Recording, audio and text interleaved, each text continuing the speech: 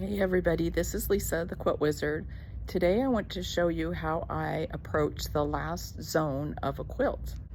I'm ready to stitch out the last zone of this quilt. This is zone 7, and I need to make sure that it's either not too long or not too short. So I'm going to show you how I do that. The first thing I'm going to do is go into plugins and marking tool, and I'm going to place a line, a mark along this bottom edge of the quilt. That way I know exactly where that bottom edge is in relation to my zone on the screen. So here you can see this gray line is my marking tool line, and we can see that my stitch out is a couple of inches longer than my quilt top. When your stitch out is longer than your quilt top, you can easily move your machine to the very edge of the quilt where you want to stop quilting.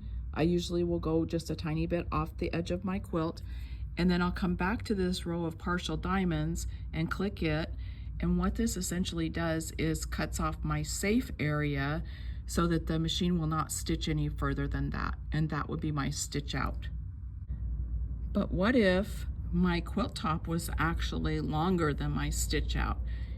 In this case, this represents the edge of my quilt top, this gray marking tool line, and you can see that my zone is a little bit shorter than my quilt top.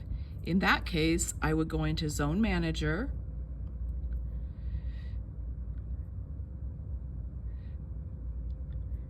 and I would go back to one full zone instead of the partial zone. Okay, I would go ahead and place the zone just like I normally would.